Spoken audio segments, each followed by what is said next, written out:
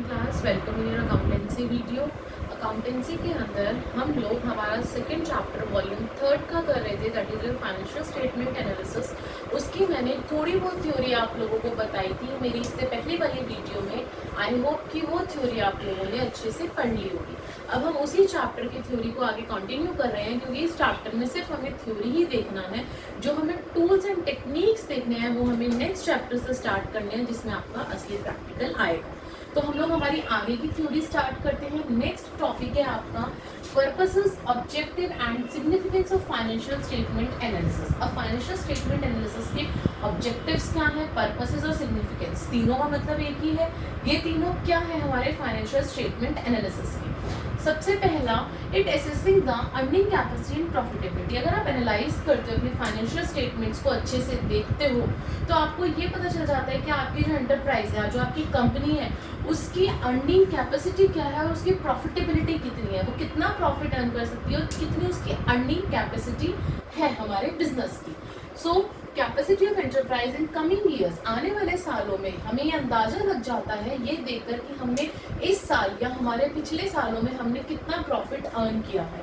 May also be forecasted, हम लोग अंदाजा लगा सकते हैं हमारी अर्निंग कैपेसिटी का। दूसरा हमारा क्या पर्पस, ऑब्जेक्टिव और सिग्निफिकेंस होता है असेसिंग द मैनेजरियल एफिशिएंसी, यानी कि जो मैनेजरियल एफिशिएंसी है हमें उसके बारे में पता चल जाता है। कैसे? It helps to identify the areas where the managers have been efficient and where they are inefficient. हमें ये पता चल जाता है कि जो हमारे मैनेजर्स हैं वो किस एरिया में, किस डिपार्टमेंट में एफिशिएंटली वर्क कर रहे हैं और किस में नहीं कर रहे हैं। कैसे?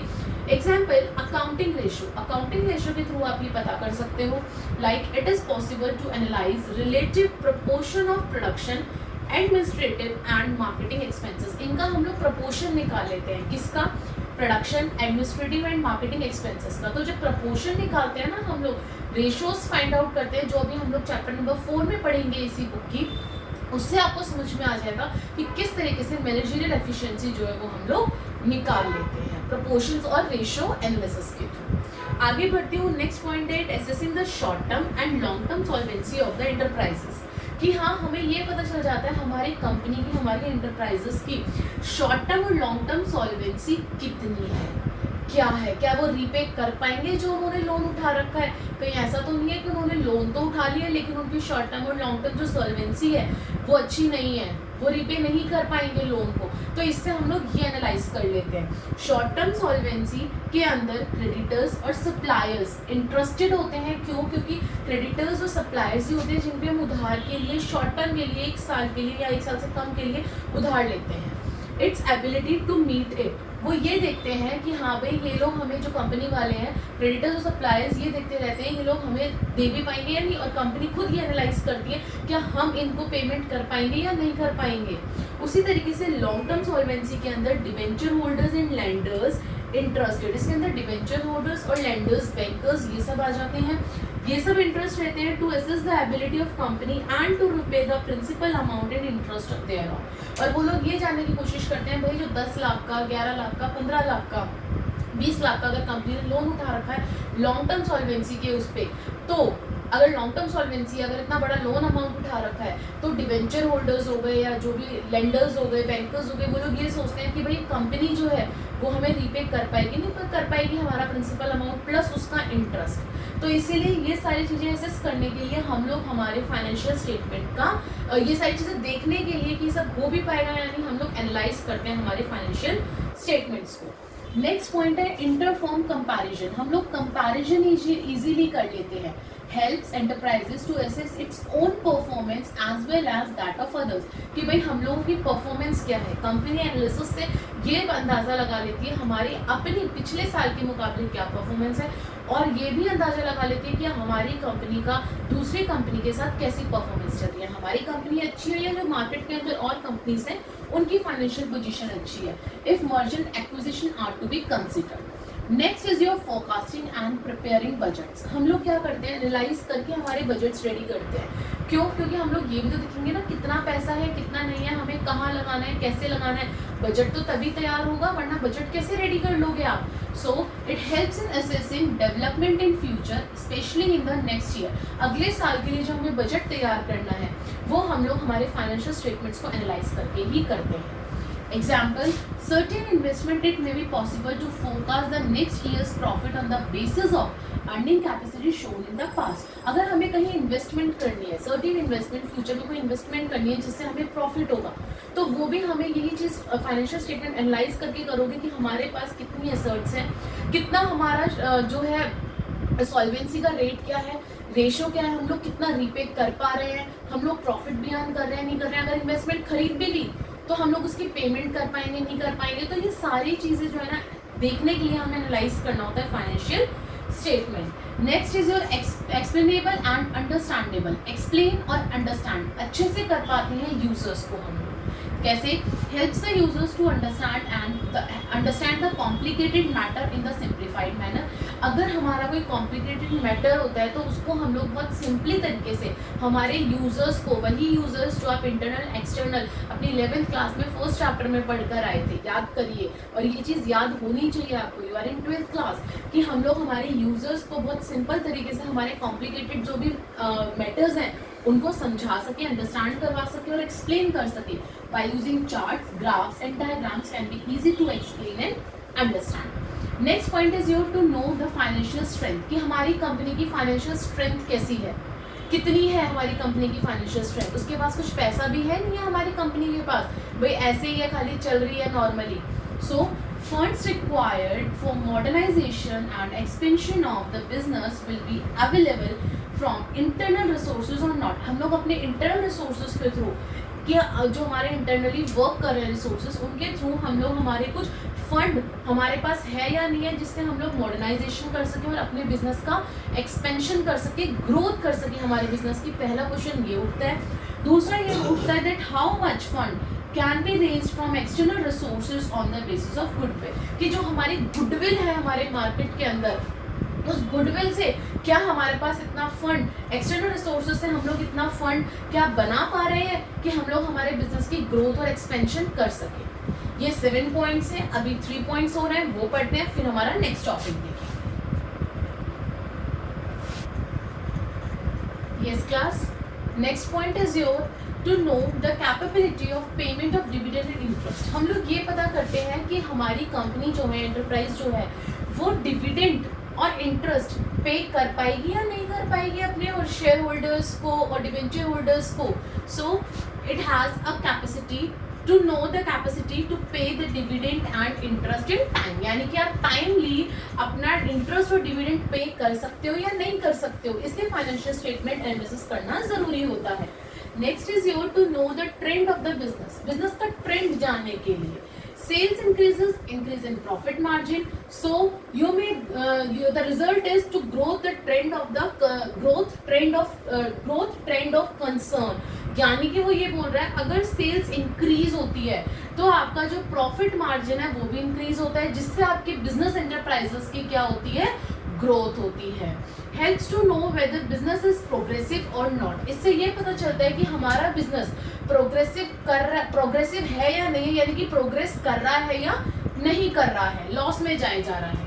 And the last one is here to know the useful information. हमें कुछ यूजफुल इन्फॉर्मेशन पता करनी होती हैं, वो हमें पता चलती हैं या वो हम लोग इस फाइनेंशियल स्टेटमेंट एनालिसिस के थ्रू पता करते हैं।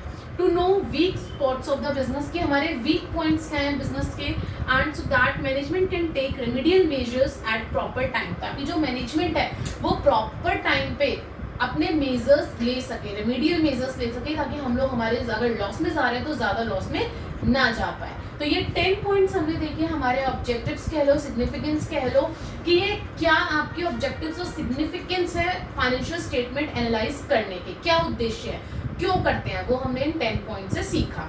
अब नेक्स्ट आपका टॉपिक आता है that uses of financial statement analysis. क्या यूज है, क्यों कर रहे हैं फाइनेंशियल स्टेटमेंट एनालिसिस? सबसे पहला सिक्योरिटीज एनालिसिस। इसके अंदर क्या बोल रहा है, such analysis done by a security analyst. Security analyst होते हैं जिनके थ्रू ये एनालिसिस करा जाता है।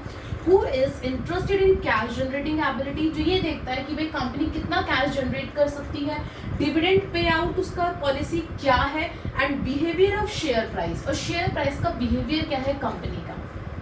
Investors comes to know security money, क्योंकि भाई इन्वेस्टर्स ने तो पैसा लगाया है ना, तो वो तो अपनी सिक्योरिटी देखेंगे पैसे की, तो वो सारी चीजें एनालाइज होती हैं हमारी सिक्योरिटी एनालिसिस के अंदर। Next is your credit analysis. Credit analysis के अंदर क्या होता है, such analysis is useful when a firm offers a credit to new customer और डीलर। जब न्यू कस्टमर और डीलर को क्रेडिट ऑफर करती है कंपनी, उस टाइम पे जो हमारे डीलर्स और कस्टमर्स होते हैं वो हमारी कंपनी की क्रेडिट एनालिसिस करते हैं कि इसका जो कंपनी का क्रेडिट एनालिसिस कैसा है, ये टाइमली पे कर रहा है नहीं कर रहा है कंपनी, किस तरीके का इसका क्रेडिट स्कोर है, सारी चीजें देखी जाती हैं to know whether to allow or extend credit to them or not, useful for a bank before granting loan. बेसिकली ये चीजें लोन बैंक देखता है कि बैंक जब लोन देता है कंपनी को तो वो ये देखता है कि भाई इसकी क्रेडिट कैसा है, इसका जो पूरा क्रेडिट स्कोर है कंपनी का, ये हमें वापस टाइमली कर पाएगा नहीं कर पाएगा पैसे, तो इसलिए क्रेडिट एनालिसिस किया जाता है।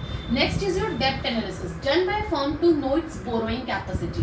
डेप्ट एनालिसिस से ये पता चलता है कि कंपनी की बोरोइंग कैपेसिटी कितनी है और कैसी है, क्लियर है। नेक्स्ट कि वो कितना बोरो करती है, क्या है, पेमेंट करती है नहीं करती रिटर्न, सारी डेप्ट से रिलेटेड आपका डेप्ट एनालिसिस के अंदर आ जाता है। Next is your dividend analysis. Such decisions indicates the profitability. इसके अंदर ये इंडिकेट करता है profitability of firm and hence to some extent affect the behaviour of share price. Dividend analysis के अंदर एक तो प्रॉफिटेबिलिटी देखी जाती है, जानी जाती है, उसके रिगार्डिंग डिसीजंस लिए जाते हैं, और दूसरा share behaviour of share price. Management decide, क्या डिसाइड करती है, how much portion of earning to distribute, कितना पोर्शन अर्निंग का डिस्ट्रीब्यूट करना है, और दूसरा हाउ मच टू रिटेन, और हमें कितना रिटेन करना है। दोनों चीजें इस एनालिसिस के अंदर हम लोग जज करते हैं, देखते हैं, क्लियर है। That is your dividend analysis. And the last one is your general business analysis. General business analysis के अंदर क्या एनालाइज किया जाता है, to identify the key profits, key profit drivers and business risk in order to assess the profit potential of the firm। यानी कि जो business का प्रॉफिट है वो कितना है, क्या प्रॉफिट पोटेंशियल है हमारे फर्म का, प्रॉफिट ड्राइवर्स क्या है, क्या की प्रॉफिट ड्राइवर्स है, एंड बिजनेस रिस्क कितना है हमारे बिजनेस के ऊपर। तो ये सारी चीजें हमारी जर्नल बिजनेस एनालिसिस में देखी जाती है, जो कि हमें हेल्प करती है in future growth scenario for the firm, कि हमें फ्यूचर में ग्रोथ कितनी होगी हमारी फर्म की। सो क्लास, ये हमने पहले ऑब्जेक्टिव्स देखे, उसके बाद हमने यूजेस देखे कि फाइनेंशियल स्टेटमेंट एनालिसिस के क्या यूजेस हैं। अब हम लोग हमारे इसके पार्टीज देखेंगे, कौन सी पार्टीज इन्वॉल्व होती हैं, इंटरेस्टेड होती हैं हमारे फाइनेंशियल स्टेटमेंट एनालिसिस के अंदर, उसके बाद इसके लिमिटेशंस। इस class next topic is your parties interested in financial statement analysis. अब कौन कौन सी पार्टीज इंटरेस्टेड होती हैं फाइनेंशियल स्टेटमेंट एनालिसिस को जानने में, same as your class 11 chapter first, that parties interested in the financial statement और users of financial statement, same as. So मैं जल्दी जल्दी बताते जा रही हूँ, ये सारी चीज़ें आपको पता है और आई होप कि आप समझ भी जाएंगे। मैं स्टार्ट करती हूँ सबसे पहले मैनेजमेंट से। हमारे दो होते थे, एक इंटरनल यूजर्स होते थे, एक एक्सटर्नल। इंटरनल के अंदर हमारे तीन आते थे, management, employees and trade union, share holders, honours और इन्वेस्टर्स। ये तीनों हमारे जाते थे किसके अंदर, इंटरनल यूजर्स के अंदर, जो कंपनी के अंदर के यूजर्स थे।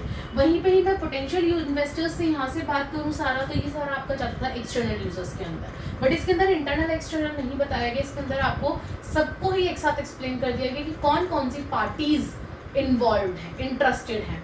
सो सबसे पहले मैनेजमेंट कैसे है, क्योंकि मैनेजमेंट को जानना है भाई मेरी कंपनी कैसे रन कर रही है, to ascertain overall as well as segment wise efficiency of business। वो डिपार्टमेंट वाइज, सेगमेंट वाइज भी देखना चाहती है अपने बिजनेस की परफॉर्मेंस, और वो ओवरऑल भी देखना चाहती है ताकि वो डिसीजन ले सके, कंट्रोल कर सके। अगर उसकी कंपनी के अंदर कंट्रोलिंग अच्छी नहीं है तो वो कंट्रोलिंग को अच्छा बना सके। दूसरा एनालिसिस, क्यों एम्प्लॉय और ट्रेड यूनियन क्यों देखना चाहते हैं फाइनेंशियल स्टेटमेंट एनालिसिस कैसा जा रहा है, क्योंकि एम्प्लॉय चाहता है मुझे बोनस मिले, बेटर वर्किंग कंडीशन मिले, सिक्योरिटी मिले मुझे जॉब की। अगर कंपनी अच्छा रन करेगी तो ये सारी चीज़ें ऑटोमेटिकली एक एम्प्लॉय को मिलती चली जाती हैं कंपनी से। Always interested in profitability, operating, sustainability and financial strength of business. हमेशा चाहेगा एक एम्प्लॉय की भाई मेरा जो हम जहाँ पे काम कर रहे हैं, जिस बिजनेस के अंदर जो बिजनेसमैन है हमारा, वो इतना सक्सेसफुल रहे कि वो हमें कभी भी अपनी जॉब से ना निकाले, वो हमें अपनी जॉब, अपनी कंपनी के अंदर जॉब पे रखे। प्रॉब्लम ना आए हमारी स्टॉक को लेकर। तो एम्प्लॉय भी इंटरेस्टेड होता है कि भाई जो फाइनेंशियल स्ट्रेंथ है बिजनेस की वो अच्छी बनी रहे। उसी तरीके से ट्रेड यूनियन क्यों इंटरेस्टेड है? Helps in negotiation and entering into revised wage agreement with employ. ताकि ट्रेड यूनियन क्या काम करता है, एम्प्लॉय के साथ अगर कुछ गलत हो रहा होता है, एम्प्लॉय को सही वेज नहीं दी जा रही होती, तो ट्रेड यूनियन आगे आता है कि हाँ भाई फॉर एग्जाम्पल आपका स्ट्राइक वगैरह करता है कि एम्प्लॉय को सही चीजें क्यों नहीं दी जा रही है। तो उसके लिए आपका ट्रेड यूनियन एम्प्लॉय की मदद करता है।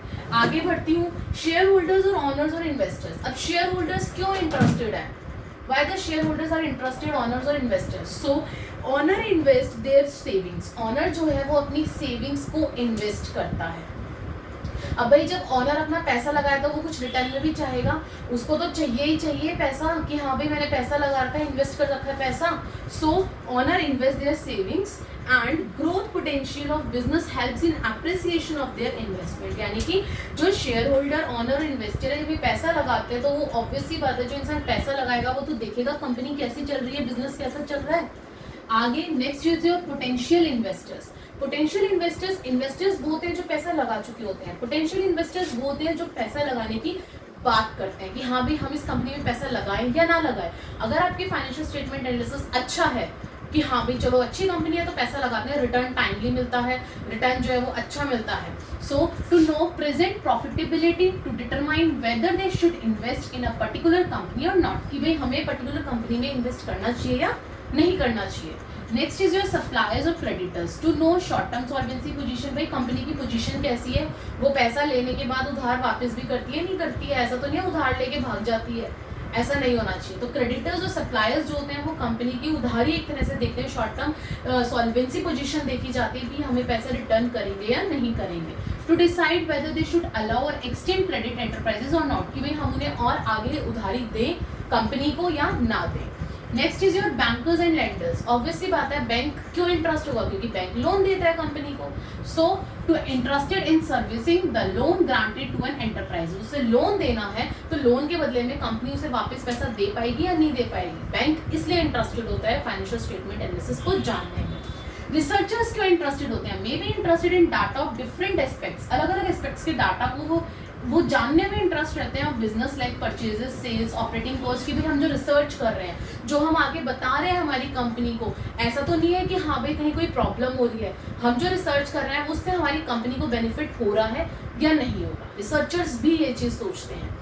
आगे tax authority and government. Tax के नाम से पता चल गया होगा, गवर्नमेंट सोचती है अभी अगर कंपनी को प्रॉफिट होगा तभी तो हमें इनकम होगी, अगर कंपनी को प्रॉफिट नहीं होगा तो हमें इनकम कहाँ से हो जाएगी। तो इसलिए जो टैक्स होती है, अथॉरिटीज होती है, गवर्नमेंट होती है, ये सारी की सारी इंटरेस्टेड होती हैं कंपनीज की फाइनेंशियल स्टेटमेंट एनालिसिस को जानने में। So interested in ensuring proper assessment of tax liability of enterprises as per law in force from time to time.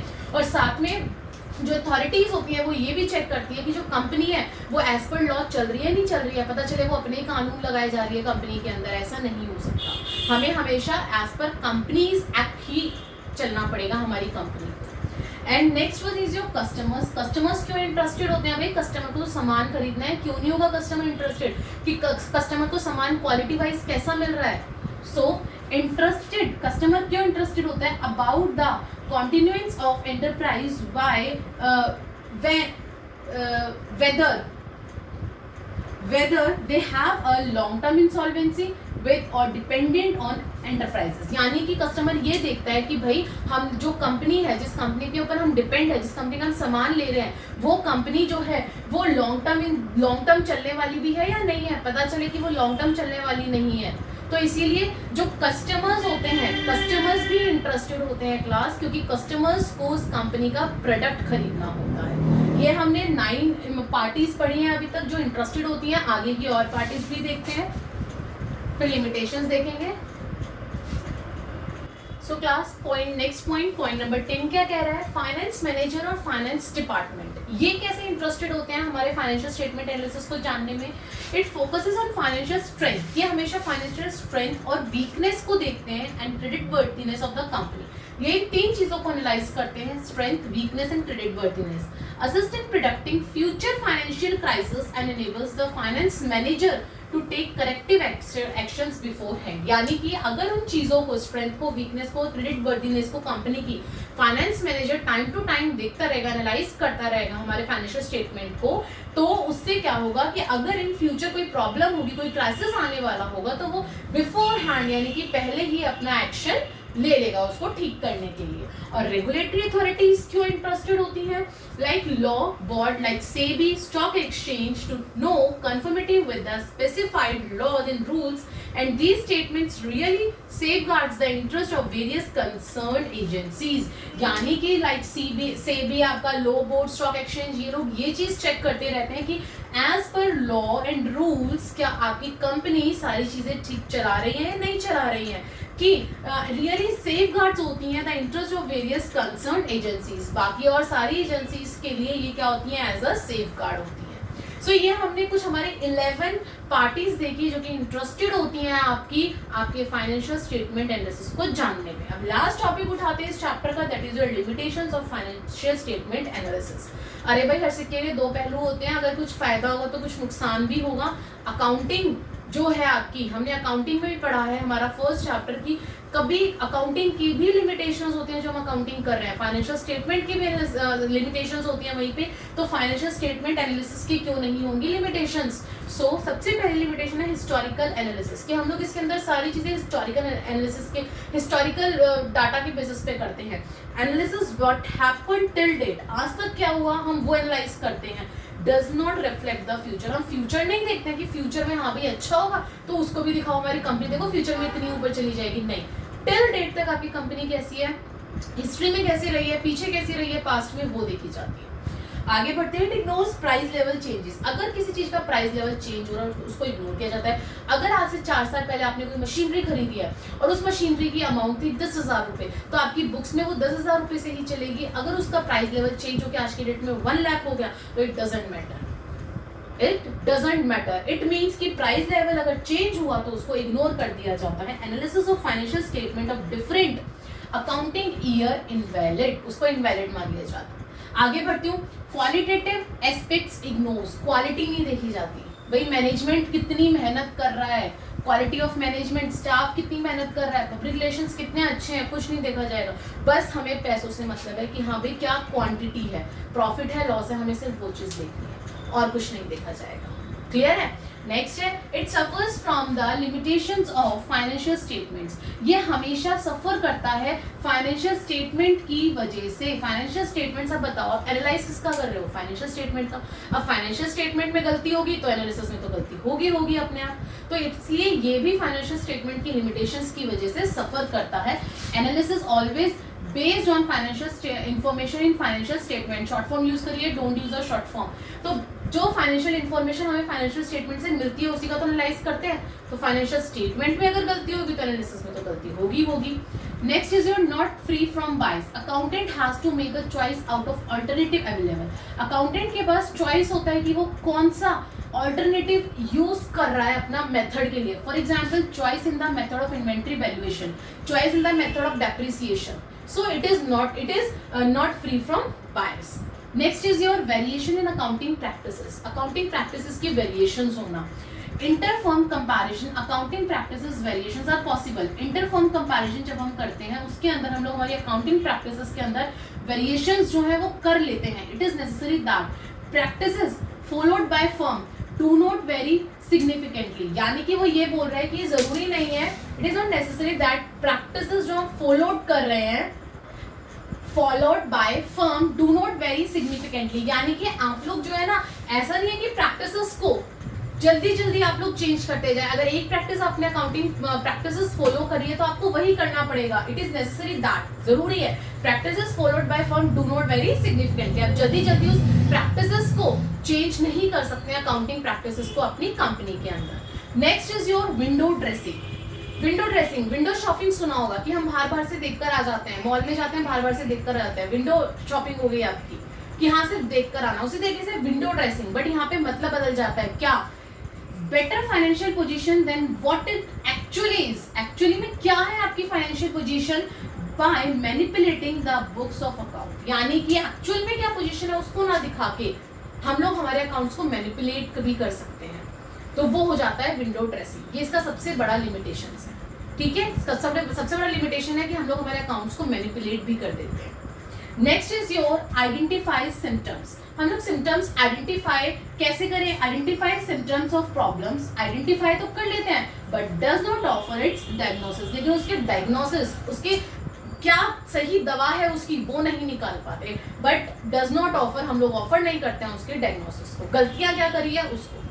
So class, हमने ये हमारे कुछ यहाँ पे चैप्टर 2 के थ्योरी के टॉपिक्स देखे हैं। आई होप कि आपने ये सारे अच्छे से सुने होंगे और इनको नोट्स के तौर पे अपने कॉपी में उतार लिए होंगे। इसीलिए मैं हर एक पॉइंट की जो अंदर लाइन डालती हूँ, जो उसकी एक्सप्लेनेशन डालती हूँ, सिर्फ इसीलिए डालती हूँ ताकि आपको पढ़ने में दिक्कत ना हो। आपको अगर एग्जाम में एक्सप्लेनेशन लिखनी हो, आप ये एक्सप्लेनेशन लिखेंगे तो definitely you will get the marks. अब मैं कुछ क्वेश्चंस लिख रही हूँ, उन क्वेश्चंस को ध्यान से लिखना। कितने मार्क्स के आने के चांसेस हैं वो मैं उन क्वेश्चंस के बता देती हूँ।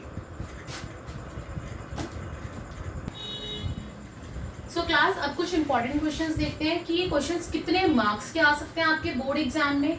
सबसे पहला क्वेश्चन, ये वही क्वेश्चन है एज इट इज जो भी हम टॉपिक्स पढ़कर आए हैं, और इसके अगर इस चैप्टर में से अगर आपको क्वेश्चन आता है तो वो डायरेक्ट आता है। तो खाली मैं मार्क्स बताना चाहती हूँ कि कितने मार्क्स का बेसिस आ सकता है।